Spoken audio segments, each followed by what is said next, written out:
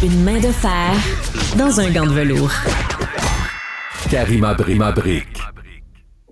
Il y a les Olympiques, mais il y a aussi le tennis à Montréal parce qu'on sait que c'est l'Omnium Banque Nationale qui va commencer. C'est vraiment les prochains jours, ça va être 100% tennis. On va être branché là-dessus à fond. Faut dire quand même qu'aux Olympiques, tous les yeux étaient rivés sur Félix Auger-Aliassime qui avait connu une magnifique journée hier. Tous les espoirs étaient permis. Aujourd'hui, bon, malheureusement, il a dû s'incliner. On va en parler tout de suite avec Valérie Tétrault, directrice de l'Omnium Banque Nationale. Bonjour à vous. Merci d'être avec nous. Bonjour. Ben, ça fait plaisir. Merci pour l'invitation. On va regarder justement ce qui se trame pour les compétitions, donc pour l'Omnium qui va débuter très bientôt à Montréal, mais je veux quand même qu'on revienne sur les Jeux olympiques. Quoi penser justement là, des prestations de Félix Auger-Aliassime aux Jeux olympiques de Paris? Ben honnêtement, ça a été de grandes performances, un très beau parcours de Félix Auger-Aliassime. J'ai envie de dire presque inattendu parce que ben, c'est quand même vrai, faut le dire que depuis le début de cette saison 2024, les résultats tardaient à venir. Mais là, on a eu l'impression que ben, Félix a pris beaucoup de plaisir en fait à disputer ces Jeux olympiques. On sentait à quel point pour lui, ben, c'est un contexte spécial de représenter son pays dans un sport qui est individuel, évidemment, au tennis. Et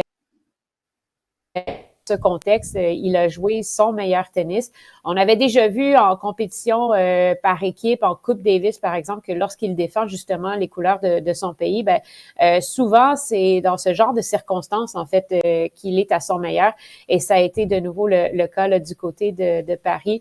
Donc, dommage pour aujourd'hui. Je pense qu'on a vu surtout que ben il y avait plus d'énergie, il y avait plus rien dans le réservoir, ce qui est un peu dommage parce qu'il aurait voulu livrer une meilleure bataille face à Carlos Alcaraz, mais énormément de positifs à retenir.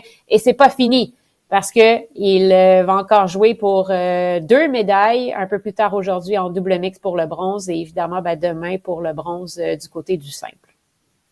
Oui, c'est ça, parce qu'il y a encore cette possibilité de médaille de bronze. On va voir ce que ça va donner, mais ça reste quand même on n'a pas encore, on n'en a pas fini avec nos espoirs. Puis c'est vrai ce que vous dites quand vous dites qu'il a vraiment joué son meilleur tennis. J'ai eu la chance de le voir en direct, vraiment ici en France au JO. C'était dimanche. Et c'était fantastique parce que ses adversaires aussi, il y en avait parmi ses adversaires au cours des derniers jours qui étaient dans le top 10 mondial. Donc, il faut aussi se mettre ça en perspective. Là, c'était quand même des grosses pointures. Ben exactement. Si on parle entre autres de ces 2 dernières victoires, Daniil Medvedev contre qui il s'était incliné 7 fois de suite, comme on peut dire, il était dû. Et c'est un peu avec ben, dans cet état d'esprit en fait qu'il s'est présenté sur le terrain. Il avait jamais joué encore contre Daniil Medvedev sur la terre battue et c'était une surface. Ça c'est un autre défi aussi. Exactement, mais c'est une surface qui plaît bien quand même à Félix, qui plaît peut-être un peu moins à Daniil Medvedev et ça a paru. Et on a senti à partir de ce moment vraiment que Félix était en mission et la confiance qu'il est allé chercher dans cette victoire contre le Russe, ben il a été capable de l'amener avec lui aussi dans le match suivant, son match de quart de finale contre Casper Ruud, qu'il avait déjà battu par le passé, mais vous le mentionnez, un autre membre du top 10, un joueur qui quand même a fait 2 finales aussi du côté de Roland-Garros dans les dernières années, un spécialiste sur la terre battue. Et ben on a eu toute une bataille, un match qui a duré près de 3 heures, cette rencontre hier. Et Félix ben a multiplié les beaux coups pour être capable d'aller chercher cette victoire-là. Et je tiens à noter aussi le fait que mentalement, il a été très fort parce qu'il est passé tout près de la victoire. Il a eu balle de match au 2e set.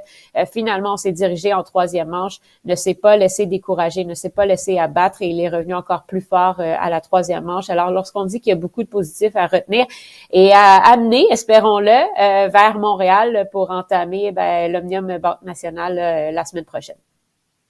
On va en parler justement de qu'est-ce qui nous attend à l'Omnium. Peut-être juste en terminant, qu'est-ce qu'on surveille pour les athlètes canadiens ici là, au JO, on surveille quoi exactement là? Alors, en fait, moins d'une heure, Félix Auger-Aliassime va revenir sur le terrain, cette fois en compagnie de Gabriela Dabrowski, en double mix, alors qu'ils font face à une paire néerlandaise. Et leur mission, c'est d'aller chercher ce qui deviendrait la deuxième médaille de l'histoire en tennis pour le Canada, après que Sébastien Larreau et Daniel Nestor eurent remporté l'or. C'était en 2000, alors ça fait un petit moment. Donc, ce ne serait pas rien. On leur souhaite. Gabriela Dabrowski a eu évidemment de nombreux bons résultats en double. C'est vraiment une experte du double. Et depuis le début de ce tournoi-là, ils font une belle paire. Et après ça, comme on le disait un peu plus tôt, Félix devrait revenir sur le terrain demain pour jouer un match pour la médaille de bronze. Et là, tout à l'heure, on était en attente du résultat là, du match entre Novak Djokovic et Musetti, l'Italien. Et parlons de l'Omnium Banque Nationale. Donc, qu'est-ce qu'on surveille cette année, là, la particularité, les joueurs? Racontez-nous là, justement, là, qu'est-ce qu'on doit surveiller absolument cette année à cette édition? Le coup d'envoi, c'est demain.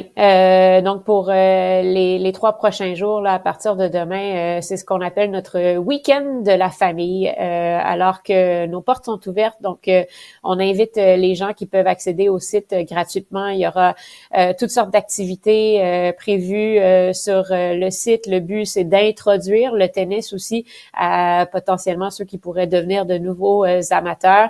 Demain, ce sera surtout une journée d'entraînement. Donc, c'est la chance, en fait, de voir de très près les meilleurs joueurs du monde s'entraîner. On a Yannick Sinner, le numéro 1 au monde, qui est arrivé depuis mardi, donc qui s'entraîne sur les terrains du Stade IGA depuis déjà quelques jours. On en a d'autres membres du top 10 aussi qui sont déjà à Montréal. Grigor Dimitrov, Holger Rune, Daniil Medvedev qui est arrivé hier soir, les Canadiens Miloš Raonic, Vasek Pospisil. Alors, déjà du gros tennis à voir dès ce week-end.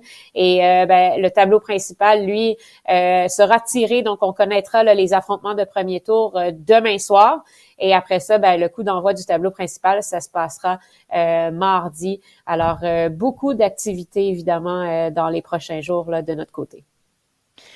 Génial. On a très, très hâte. C'est toujours une semaine très festive et rassembleuse. Et puis, effectivement, il y en a vraiment pour toute la famille. Il y a différentes catégories de billets, de prix, tout ça. Donc, c'est vraiment festif. Allez-y. Valérie Tétrault, directrice de l'Omnium Banque Nationale, merci beaucoup d'avoir été avec nous et on va vous souhaiter un très, très beau tournoi cette année. Ça a été un grand plaisir. Merci beaucoup. Au revoir.